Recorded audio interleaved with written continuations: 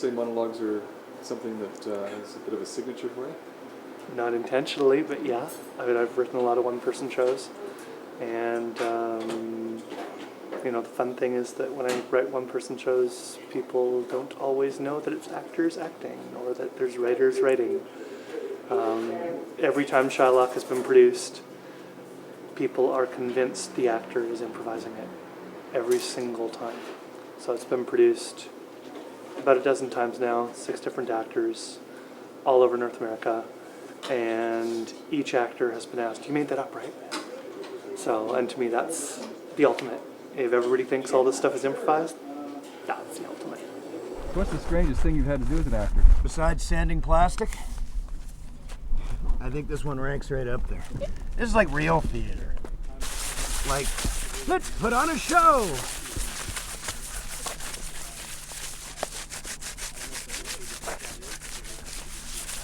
This is the strangest thing I've been allowed. Are you breaking some kind of union rule or something? Oh, absolutely. There would be a grievance. See, normally they would have to bring in the vinyl distressing wrangler from Los Angeles, because only they do this properly. Well, in Canada we do things different. That's right, eh? Just everybody pitches in, just giving her, eh? Just trying to make a movie, that's all we're doing up here, eh? Just giving her. It's like hockey fighting. You know, you want to get this movie done, you just pull his jersey up over his head and just start wailing.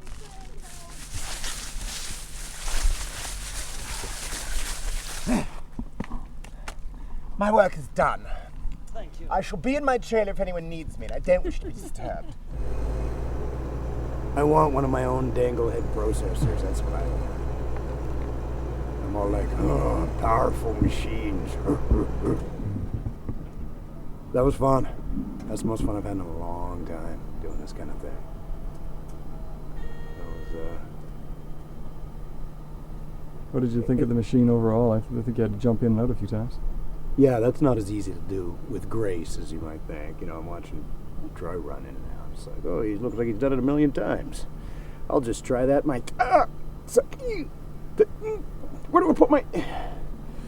And then, whoops. Oh, sorry, that snapped off. Is that important, this thing? Did you need... Yeah, they'll figure out the engine fell out sooner or later.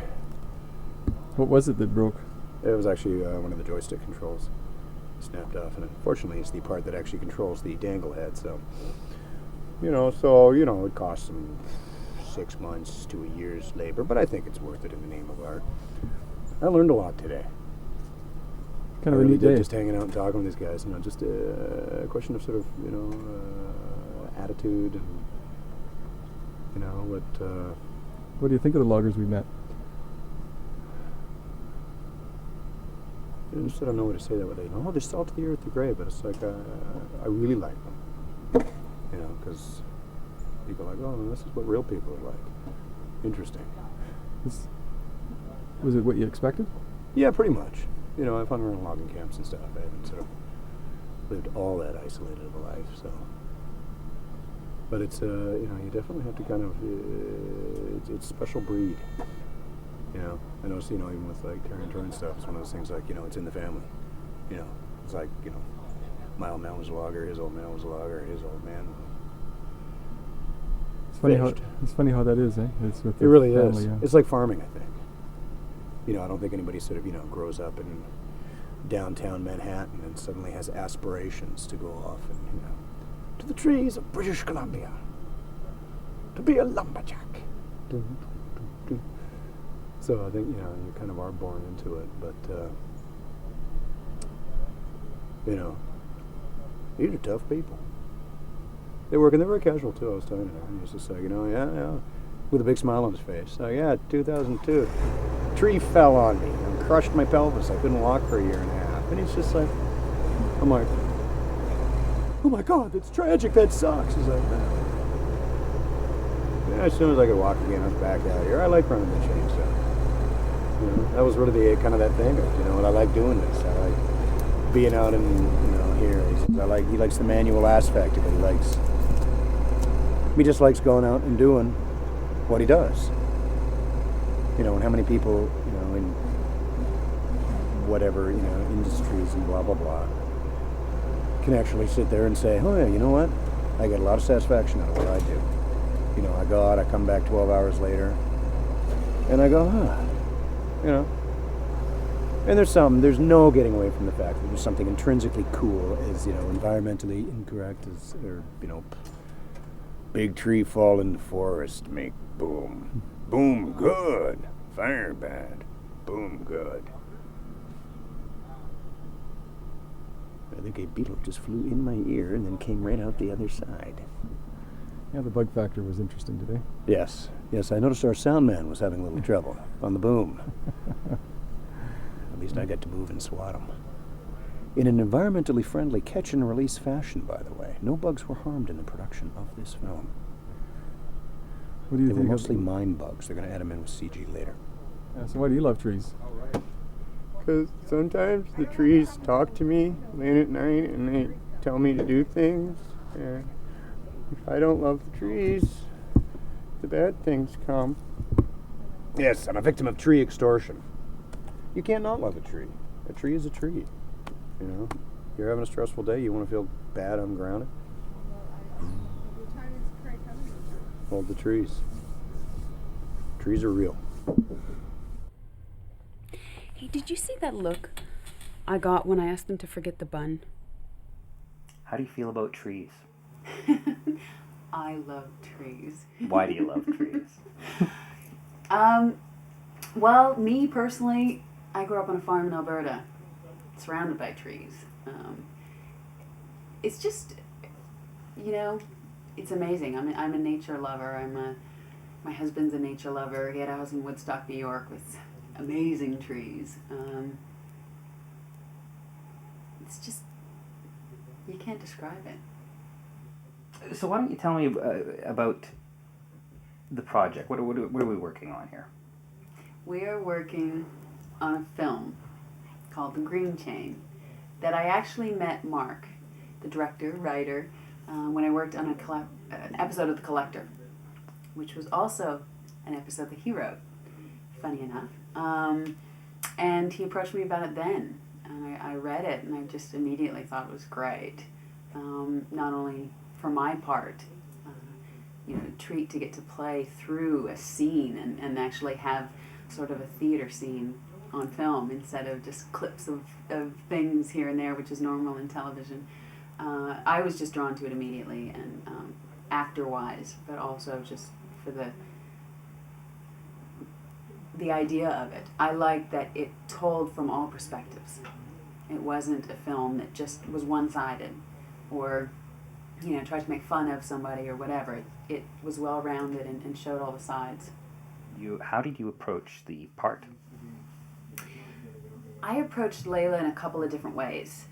I tried to look at her from a few different perspectives and say, okay, is she really damaged sort of soul, lost, and does it come from a place of anger or trauma? Does something happen to her with trees when she was young or whatever? And that ended up making it kind of too dark. And it was finding the right balance, or making her too just wanting publicity and not really caring about the cause. And so I think tried to hit a happy medium and have somebody that is good in the soul, wants to help, hasn't done enough, but is sort of getting her feet wet and knows that she will bring attention to the cause.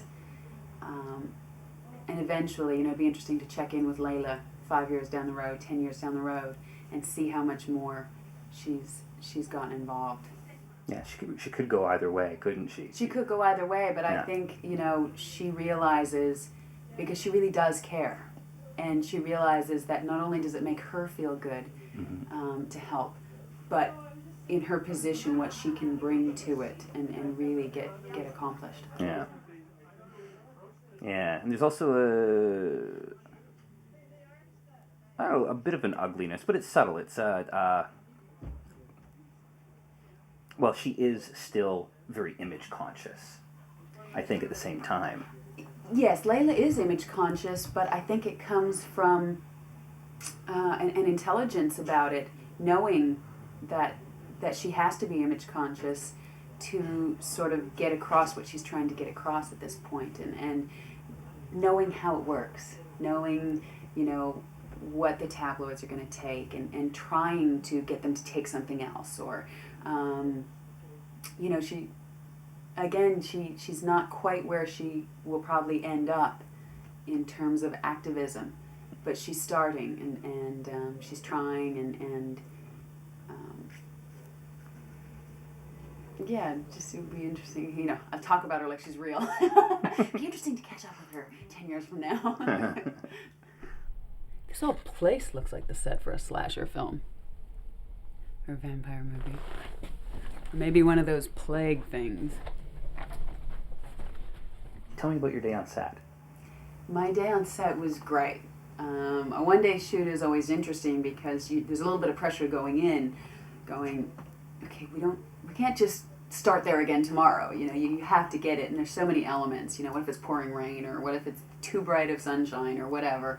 But you know, the great thing is working with people that are talented and can mix with things, and you know, working in Canada, everybody's just so dang sweet.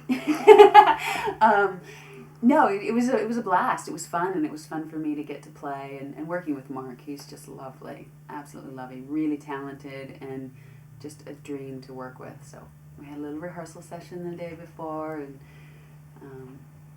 I, you know, put some work in and tried to get it all off book and figure out who Layla was. So hopefully it came across. I was in Vancouver for a meeting on the Green Chain, and got on a plane to head back to Toronto.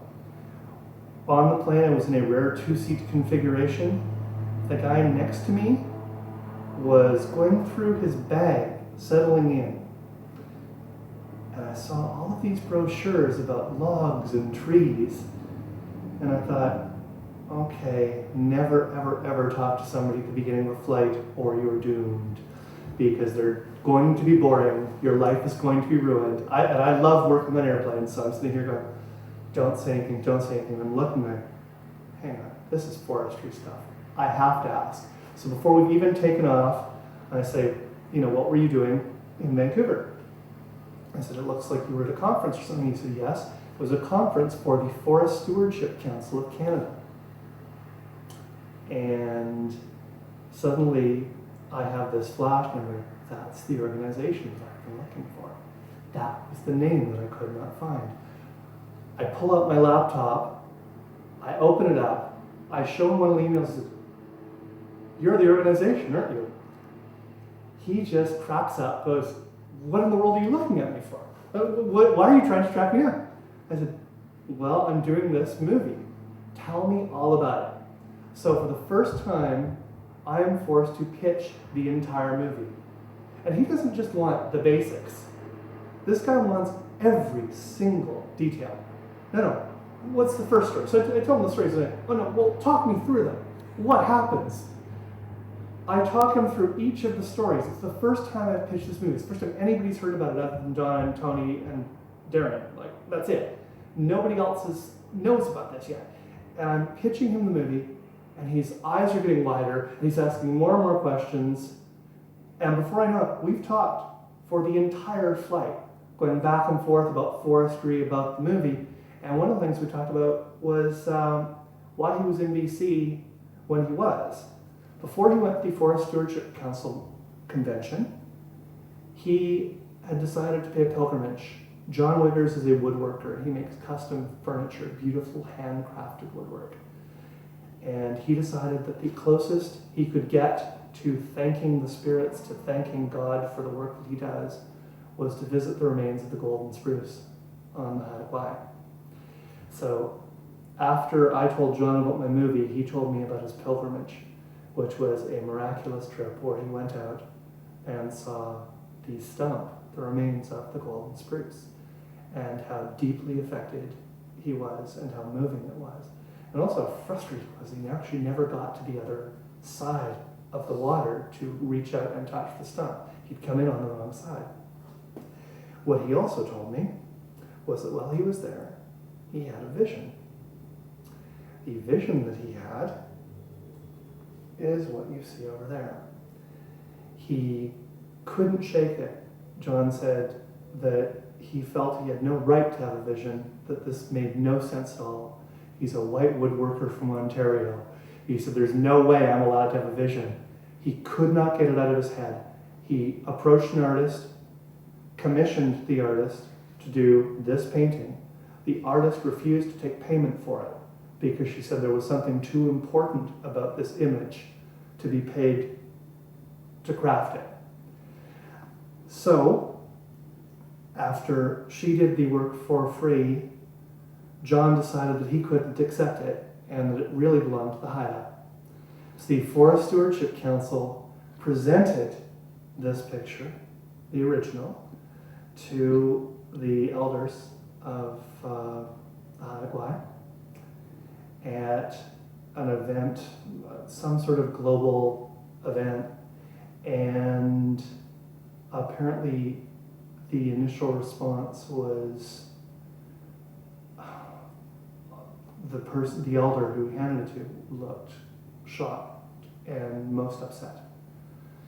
And John felt concerned that he had somehow intruded on something, that he'd been presumptuous, that he'd somehow trespassed on something dangerous. And what he found out was that the image that you're seeing there, that's the spirit being taken from the salmon.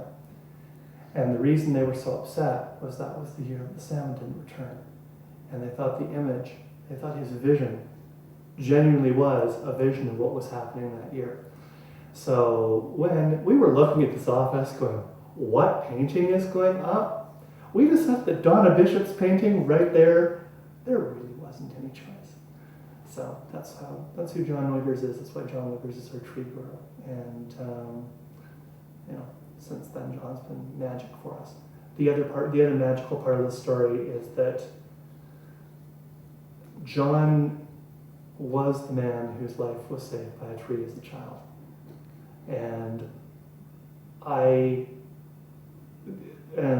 actually, the part that I've skipped is after John Wiggers heard me tell the entire story in the airplane, he had a look on his face, and he said, well, it's not quite there yet. No, it's not quite there yet.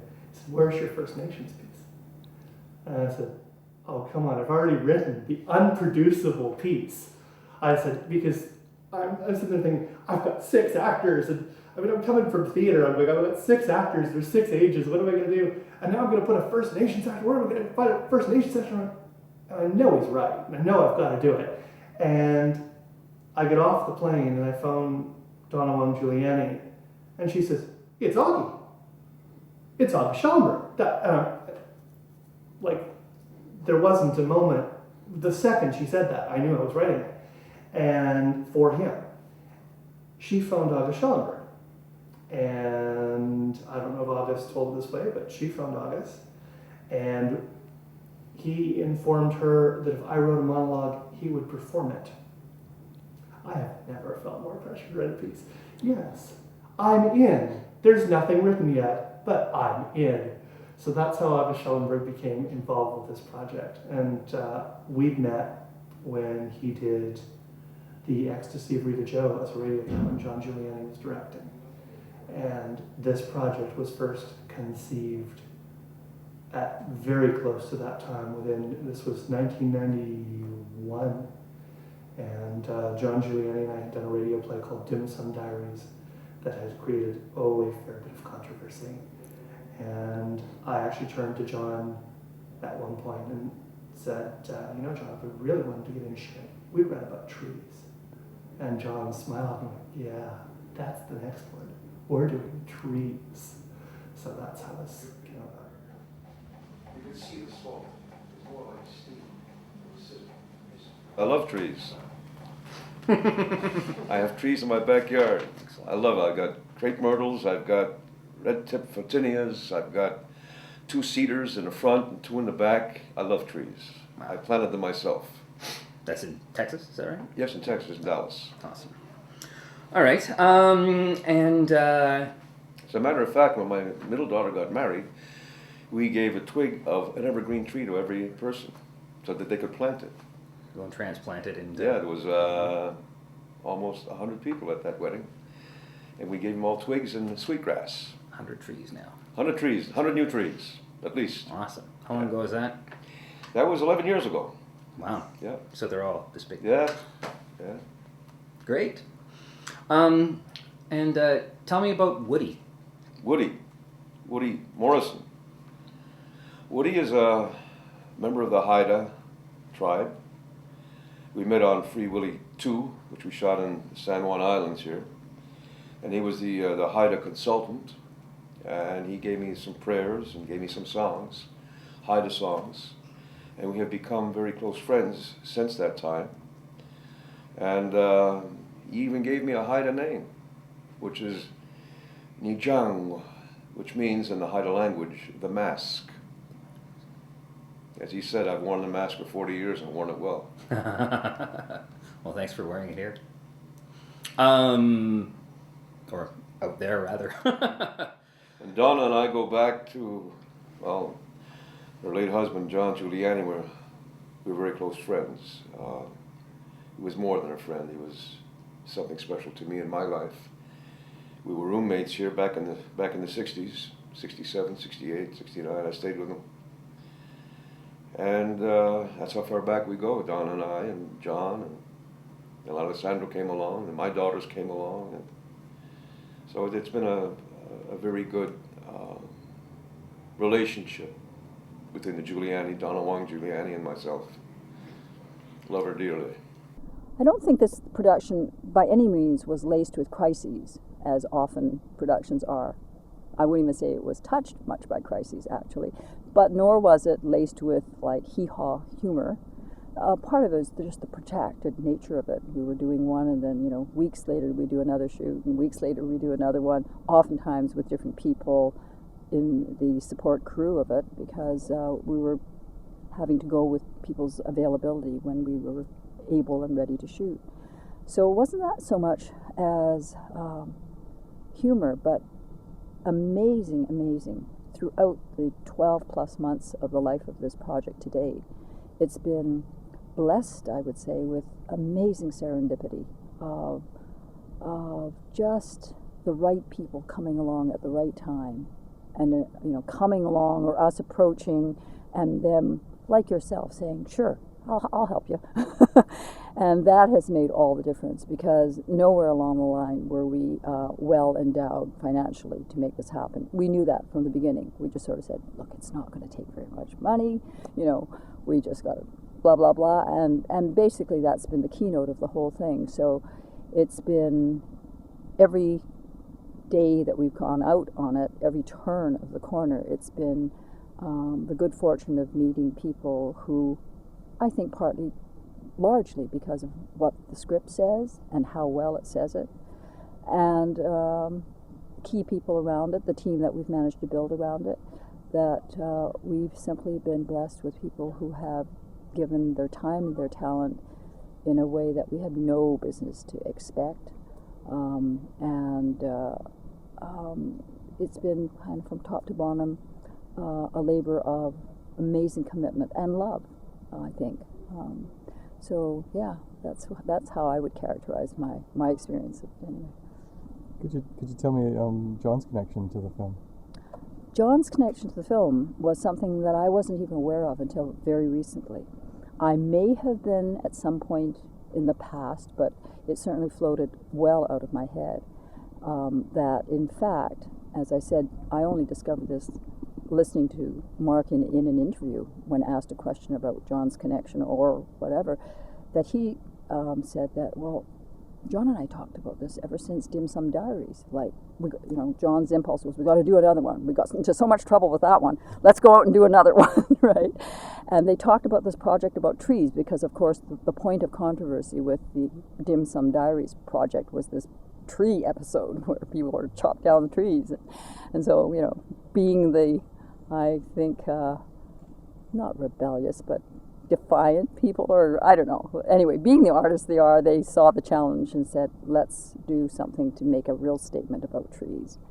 And had, between the two of them, talking about this over, and apparently they pitched to CBC, got turned down, pitched again every year, once a year, John would pitch it or something like that. So, but I wasn't really aware of that. All as close as we worked together, that was one aspect. His radio projects, I only kind of heard about oftentimes afterward when he appeared on the radio or something like that. So I wasn't aware of the preliminaries. And I'm actually quite glad in hindsight that I wasn't aware of it, because when Mark sent me his Green Chain theater script, I didn't go, oh yes, that's the project that you and John were talking about for so many years. Nothing at all. I just reacted to it very genuinely, spontaneously from what I read. But I love the fact that there's somehow a sense of John's connection in this project. Makes it even that much more meaningful to me. What do you think, now that the dream is in the can, what do you think is going to happen now? Well, it's in the can, so we're like 2/3 of the way there. I'm anxious to find out how people are going to respond to this. I'm confident in what we've put in the can. Very, very confident and very excited at the fact that Jana Frisch is working as editor on it. Again, another wonderful serendipitous coincidence that she was between projects when I called her up and said, I have this little feature film. And people laugh at me when I say little feature film. There's no such thing. I said, it's just 7 characters. And that she's coming aboard too. She is aboard, editing it. And all the other aspects of post-production that Mark has in mind, I think, are just absolutely ace on. So I'm really looking forward to other people seeing and responding to these 7 little stories and seeing if they find these 7 characters as captivating as I did when I first met them. The first time I heard about this project was in the parking lot at the P&E, well, for the Pacific Coliseum. I was going to see the Dalai Lama, and I ran into Donna, and Donna said, oh, I'm so glad to see you. I have a project that I really think you need to work on. And so she said she would call me, and she did, and then I met with Mark a little while after that, and then a year later, here we are. So why is it a year later? Well, it's not my movie, so I guess that has something to do with trying to coordinate all of the talent and the locations, and I don't know. Well, you had a very funny story that Mark wanted me to ask you about it. Well, you and he had a chat. Oh, when Mark and I first met to talk about this project, I guess he said to me, and I guess we met in late July, and he said, and we'll be shooting in August. And I said, oh yeah, okay, well you just call me then. But I have a feeling that won't happen, and it didn't.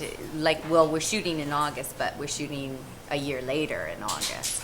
I mean, that's the thing with independent films. They just have a way of morphing into other things, and especially, with this kind of a shoot, when you're trying to coordinate so many different people, you've got to find when they're free, because everybody's got their own projects or their other jobs. So when it's a day shoot, it would seem like it would be the easiest thing in the world to get together, but yeah. Have you ever had a gig like this with such a long monologue? Not on film. I do a fair amount of theater, and it's more common in theater to have monologues for sure. I've done a one-woman show, so that was a pretty big monologue. But no, I can't say that I've done it on film before. Yeah. What was it like? What was the difference, do you think? I think the thing about when you're doing a live show is if you go a little off the rails, the audience is far enough away and you can win them back over. You know, you've always got the next moment. But when you're doing film, the camera's so in. You can't have a moment that's off the rails because there's no recovery. You can't recover.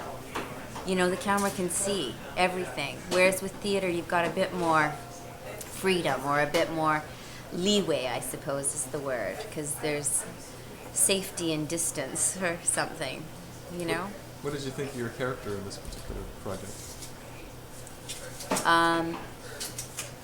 Well, it's interesting. I don't know if it's interesting, but I have some relatives who were involved in the logging industry, and they were affected terribly. Their life was affected terribly, and they, you know, had to leave the town they were living in and watched a lot of their friends have to leave. And so in this character, I think it's really easy when you live in an urban center to forget about what a lot of the rest of the province goes through. Not to say that I'm not an environmentalist, because I am. I mean, I believe in saving trees and I believe in the environment and all of that, but I also believe that there has to be balance, and we have to think about human beings too, and we forget how people are affected, you know. And so I that's what I like about this character.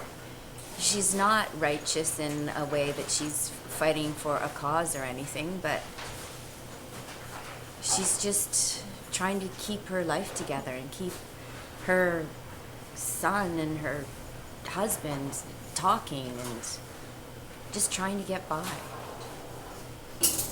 The real inspiration for this is that I lived in Williams Lake in 1985, 1986, and I met this logger, right? And I met the firefighter, and I met the waitress, and you know, I went to Williams Lake as your typical West Coast, you know, hippie Greenpeacer, and suddenly I was meeting loggers and trappers and going, wow, you're not evil. You're supposed to be evil. And, you know, I mean, I kind of had that moment years earlier when I was 16. I went across Canada. I went to Newfoundland, and I'd never seen that kind of poverty in my life. And I met people who talked about clubbing baby seals. And I did my typical West Coast, you don't even eat them. And they're like, yeah, we do. We eat flipper pie. Yeah, we do eat them. And I remember coming back, and I was in grade 11, and my family studies teacher was talking about the concept of consensus and things we all agreed on. And she said, like, everyone here agrees that killing baby seals is wrong, right? And everybody raised their hand except for me. Okay, I'm not so sure anymore. I've met people who have to kill the baby seals to eat. I don't know anymore. So, yeah, that's the same sort of thing I found in Williams Lake when I was hanging out with loggers and interviewing them about what it was like to do their thing. So, yeah, that's trees. But also, in BC, trees are BC. The story of BC is trees. Trees built the province. Trees are the reason we have a province. Trees are the reason BC is part of Canada. Right? Like, it's what it, you know, it's where all the money was. You know, the rest of Canada was beavers. BC was trees. Yeah. You know, so. Yeah. You sort of partially answered one of my questions, which is why you decided to direct. But now that you have decided to direct, what do you think of directing? There's a great Orson Welles quote that really hit me during the last shoot, which is that directing a movie is the best training set a boy could have. And I'll tell you, when I said, can you move the logging truck? And they moved the logging truck? Wow. So, I don't know. I mean, I've always enjoyed directing theater. Right? Never really had a big plan to do film, but yeah, it'd be kind of insane to try it again. It's way too much fun.